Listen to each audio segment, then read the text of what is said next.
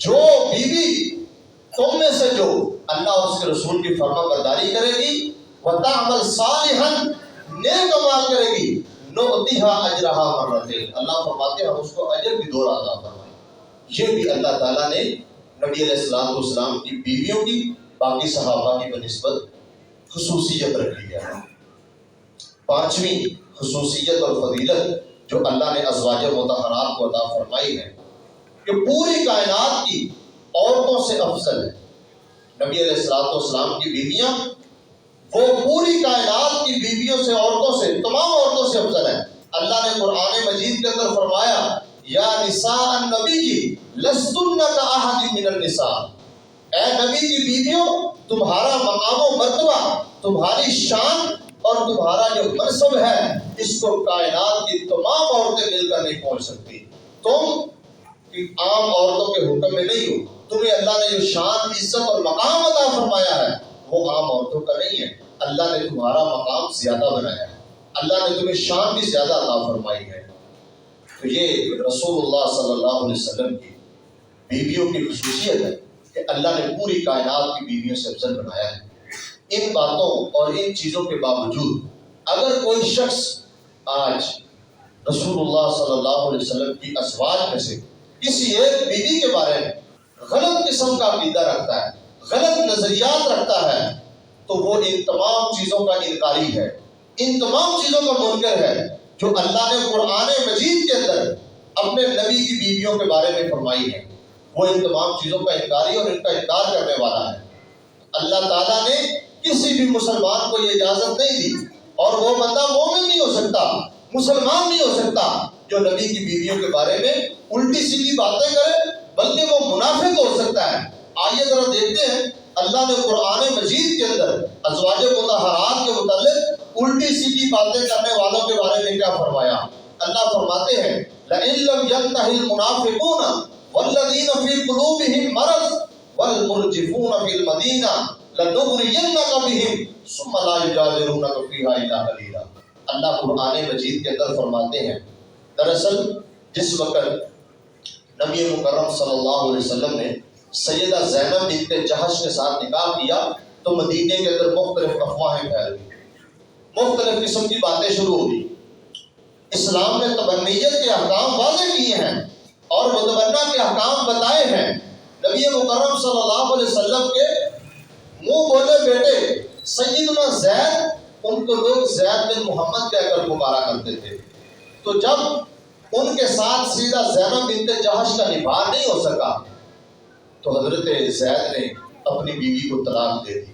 ان کے ساتھ رسول اللہ صلی اللہ علیہ وسلم نے نکاح کر لیا. آپ کی شادی سیدہ زینب کے ساتھ ہوئی. لوگوں نے باتیں کرنا شروع کر دی لو جی محمد نے اپنی بہو کے ساتھ نکاح کر لیا ہے اپنے بیٹے کی بیوی کے ساتھ شادی کر لی ہے نکاح کر لیا ہے اور مختلف طرح طرح کی باتیں جو کہ غیر مناسب تھی اور رسول اللہ صلی اللہ علیہ وسلم کے لیے انتہائی تکلیف دہ تھی.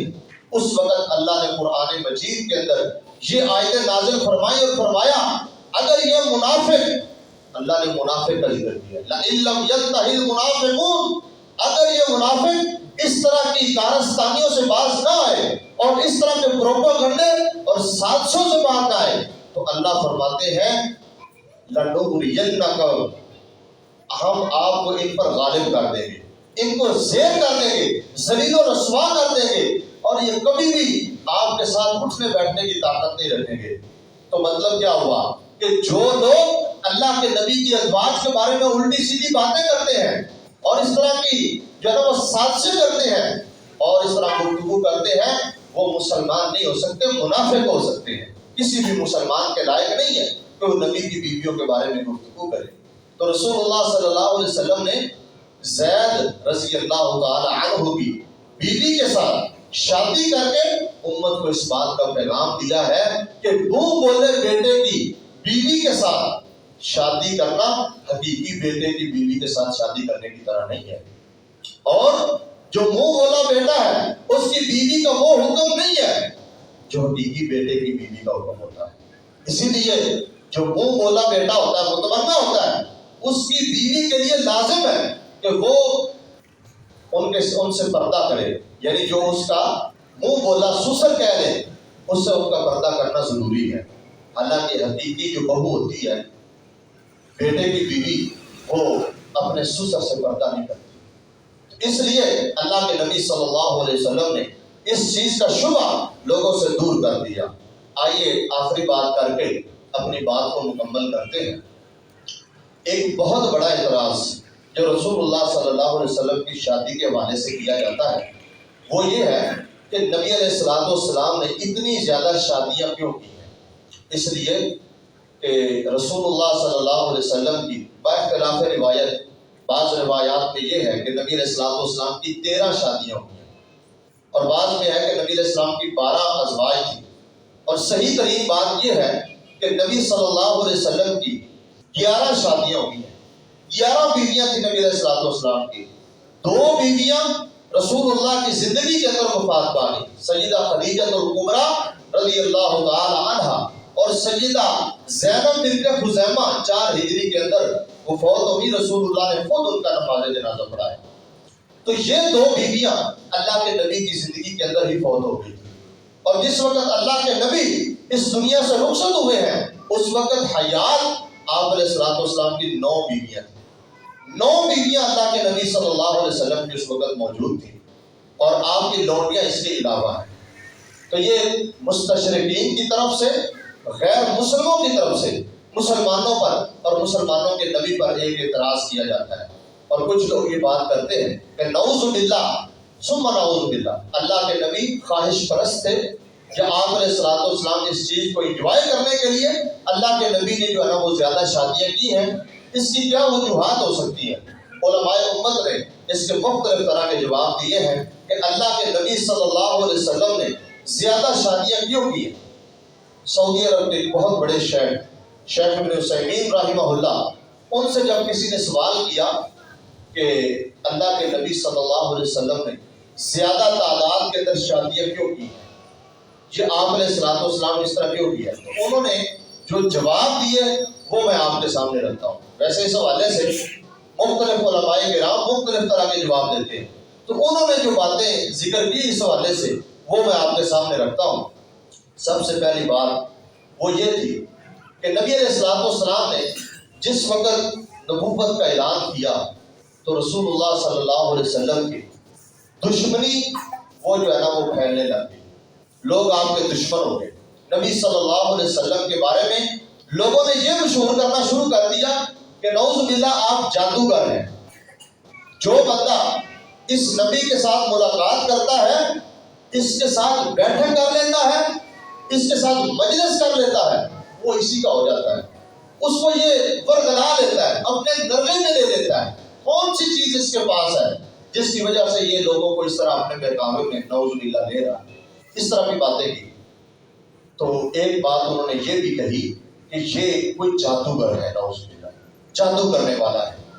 تو رسول اللہ صلی اللہ علیہ وسلم نے پھر مختلف قبائل جن کا ذہن یہ بن چکا تھا، ان قبائل کے اندر شادی کر کے ازواج مطہرات عورتوں کو بنا کر اپنے حبالہ عقد کے اندر رکھ کر اپنے گھر میں رکھ کر ان کے ذہن کی یہ صفائی کی ہے کہ اللہ کے نبی صلی اللہ علیہ وسلم جادوگر نہیں ہے. جب آپ علیہ الصلوۃ والسلام کی بیویاں مختلف قبائل سے تعلق رکھتی تھی، مختلف قبیلوں سے تعلق رکھنے والی عورتیں دور دراز سے اللہ کے نبی کے جو ہے نا وہ عقد میں آئیں، آپ کے نکاح میں آئیں، تو انہوں نے رسول اللہ کے شب و روز کو دیکھا، آپ کے پرسنل معاملات کو دیکھا، تو وہ یہ بات اس بات کا اعتراف کرنے لگی کہ اللہ کے نبی صلی اللہ علیہ وسلم وہ جادوگر نہیں ہے.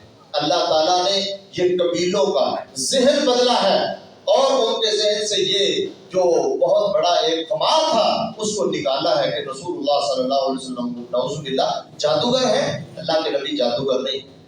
دوسری بات، آپ نے متعدد قبائل کے ساتھ شادی کر کے اپنے مساہرت والے رشتے قائم کر کے ان کی تاریخ کو نامور بنایا ہے. ان کے خاندان کے اندر شادی کر کے ان کی تاریخ اور ان کے نسب ناموں کے اندر ایک بہت عظمت اور شان کو داخل کیا ہے. رسول اللہ صلی اللہ علیہ وسلم کے ساتھ شادی کر کے ان قبائل کی عزت احترام اور ان کی منزلت اور منقبت کے اندر اضافہ ہوا. اسی طرح تیسری وجہ نبی علیہ الصلوۃ والسلام کی زیادہ شادیاں کرنے کی، کئی قبائل سے نبی علیہ الصلوۃ والسلام نے شادی اس لیے کی ہے کہ ان کے لیے حوصلے کا سبب بنے، تالیف قلبی کے لیے اللہ کے نبی صلی اللہ علیہ وسلم نے شادی کی ہے۔ کچھ ایسے قبائل تھے اور کچھ ایسے لوگ تھے جن کے ساتھ رسول اللہ صلی اللہ علیہ وسلم نے ایک حوصلہ افزا جو ہے نا وہ فضا قائم کی۔ آپ علیہ الصلوۃ والسلام نے ان کے خاندان میں شادی کر کے ان کا حوصلہ بڑھایا ہے، ان کی شان میں اضافہ فرمایا ہے، تاکہ وہ لوگ دین اسلام پر پختہ رہیں اور اپنے آپ کو مسلمان ہونے پر فخر محسوس کریں اور ان کے دل میں ذرا برابر بھی احساس کمتری وغیرہ نہ آ جائے۔ یہ بھی ایک بہت بڑی وجہ ہے۔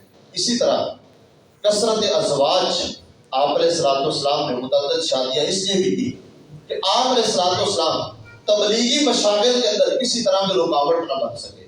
نبی علیہ الصلوۃ والسلام کا طریقہ کار یہ تھا کہ جب بھی آپ کسی سفر پر جاتے تھے تو ازواج مطہرات کے درمیان قرعہ ڈالتے، جس بیوی کا قرعہ نکلتا اس کو ساتھ لے جاتے تھے۔ رسول اللہ صلی اللہ علیہ وسلم کا ایک مقصد یہ بھی تھا۔ اسی طرح پانچویں وجہ یہ تھی کہ نبی علیہ الصلوۃ والسلام کثرت ازواج کی بنا پر ایسے خاندانوں کی اپنی بیویوں کے والے سے ان خاندانوں کی افرادی قوت کے اندر اضافہ کیا ہے جو آپ کے لیے اسلام کے پھیلاؤ میں اور اسلام کی تبلیغ کے لیے بہت زیادہ معاون ثابت ہوئی۔ جب بھی نبی علیہ الصلوۃ والسلام نے کسی قبیلے کی عورت کے ساتھ شادی کی ہے تو پورے کا پورا قبیلہ نبی علیہ الصلوۃ والسلام کی وجہ سے آپ کے اخلاق سے متاثر ہو کر مسلمان ہو جاتا تھا، اور امت محمدیہ کے اندر ایک بہت بڑا اضافہ ہو رہا تھا اور لوگ آپ علیہ الصلوۃ والسلام کے قریب آ رہے تھے۔ ایک وجہ یہ بھی تھی۔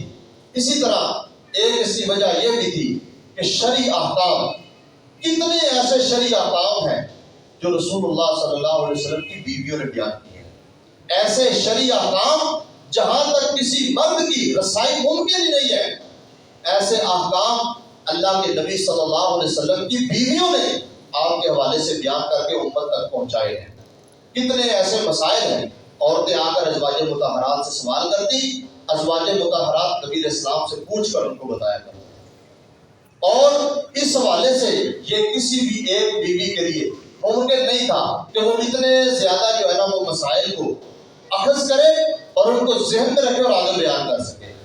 صحابہ کرام، سیدنا ابو ہریرہ جیسے اجیلا صحابہ اور سیدنا علی رضی اللہ عنہ جیسے عظیم الشان خلیفہ راشد، اتنے بڑے بڑے صحابہ کتنے ایسے پیچیدہ قسم کے مسائل سیدہ عائشہ سے پوچھا کرتے تھے، سیدہ عائشہ رضی اللہ تعالی عنہا سے سوال کیا کرتے تھے۔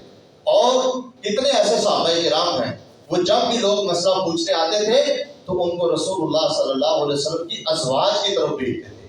تو یہ بہت بڑی حکمت تھی اللہ کے نبی کی شادیوں کرنے کی، تاکہ جتنی ازواج زیادہ ہوگی اس قدر مجھ سے احکام زیادہ سیکھ کر امت کو سکھلائیں۔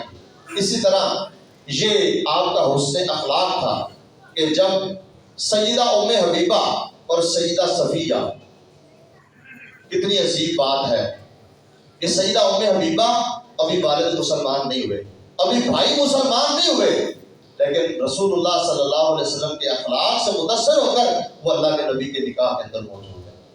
سیدنا ابو سفیان رضی اللہ تعالی عنہ یہ فتح مکہ کے موقع پر مسلمان ہونے والے ہیں، لیکن ان کی بیٹی اللہ کے نبی صلی اللہ علیہ وسلم کے نکاح میں موجود ہے۔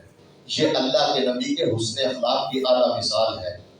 اسی طرح سیدہ صفیہ، وہ اللہ کے نبی کی ساتھ جب شادی ہوئی جنگ خیبر کے اندر، مسلمانوں کے مقابلے میں ان کا باپ، ان کا چچا، ان کا خامد قتل ہو چکا ہے، لیکن اس کے باوجود نبی کے اخلاق سے متاثر ہو کر، آپ علیہ الصلوۃ والسلام کے عدل و انصاف سے متاثر ہو کر وہ رسول اللہ صلی اللہ علیہ وسلم کے ساتھ شادی کی۔ تو یہ اللہ کے نبی کی اخلاق کی ایک بہت بڑی مثال ہے کہ نبی علیہ الصلوۃ والسلام کے ساتھ اس طرح عورتوں نے شادی کی ہے۔ اور اسی طرح ایک وجہ یہ بھی ہے کہ اللہ کے نبی صلی اللہ علیہ وسلم کی طاقت جو تھی وہ عام لوگوں سے زیادہ تھی۔ رسول اللہ صلی اللہ علیہ وسلم کو اللہ نے جو قوت عطا کی تھی وہ 30 مردوں کے برابر تھی۔ تو اس چیز کا تقاضا بھی یہ تھا کہ اللہ کے نبی کی شادیاں زیادہ ہوں۔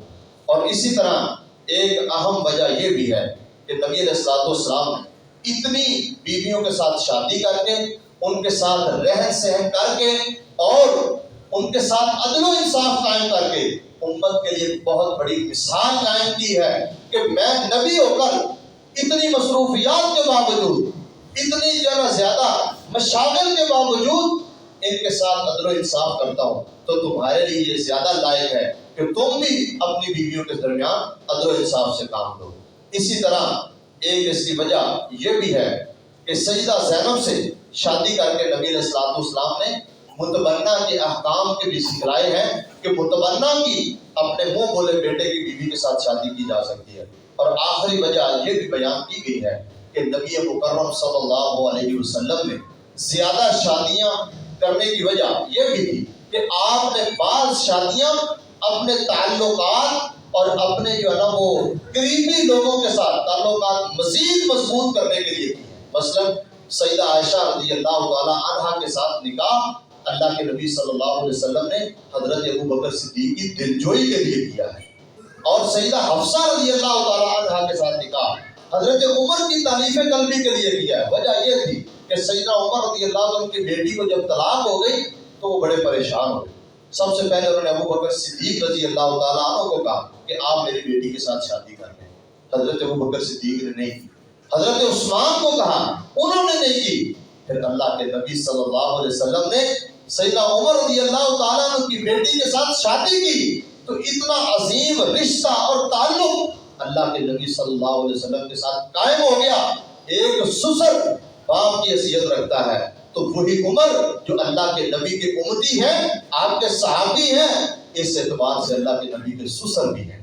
وہی ابو بکر اللہ کے نبی کے سسر بھی ہیں۔ تو یہ ایک وجہ تھی۔ اسی طرح نبی علیہ الصلوۃ والسلام نے خواہش پرستی کے لیے، جنس پرستی کے لیے شادیاں نہیں کی۔ آپ یقین مانیں اللہ کے نبی نے کتنی شادیاں کی ہیں، تمام بیواؤں کے ساتھ شادیاں کی ہیں۔ صرف سیدہ عائشہ رضی اللہ تعالی عنہا کے ساتھ نبی علیہ الصلوۃ والسلام نے کنواری آدمی شادی کی ہے۔ حالانکہ اللہ کے نبی کی تعلیم ہے امت کے لیے کہ کنواری لڑکیوں کے ساتھ شادی کرو۔ آپ نے حضرت جابر رضی اللہ عنہ کو کہا تھا کہ تو کنواری عورت کے ساتھ شادی کرتا تو تیرے لیے زیادہ مفید تھا۔ کیا مطلب؟ امت کو تعلیم یہ دی ہے کہ کنواری لڑکیوں کے ساتھ شادی کرو، لیکن اللہ کے نبی نے اتنی شادیاں کی ہیں وہ بیواؤں کے ساتھ کی ہیں، بیوہ عورتوں کے ساتھ۔ بعض بیوہ تو ایسی تھی جو تین خاندوں کی تین جو ہے نا وہ شوہروں سے بیوہ ہو چکی تھی، ان کے ساتھ بھی اللہ کے نبی صلی اللہ علیہ وسلم نے شادی کی ہے۔ تو یہ چند بنیادی باتیں ازواج مطہرات کے حوالے سے ضروری تھی جو میں نے آپ کے سامنے عرض کی ہیں۔ اللہ کریم سے دعا ہے کہ اللہ کریم ہمیں صحیح معنوں میں ازواج مطہرات کی سیرت کو سمجھنے اور ان کی شان کو سمجھ کر ان کے مطابق عمل کرنے کی توفیق عطا فرمائے، اور اللہ حقیقی معنوں کے اندر ان کا احترام کرنے کی توفیق عطا فرمائے۔ اللہ تعالی ہماری ماؤں اور بہنوں کو ان کی سیرت کو پڑھ کر متاثر ہو کر ان پر عمل کرنے کی اور ان کو اپنا آئیڈیل اور نمونہ بنانے کی توفیق عطا فرمائے۔ وآخر دعوانا ان الحمد للہ۔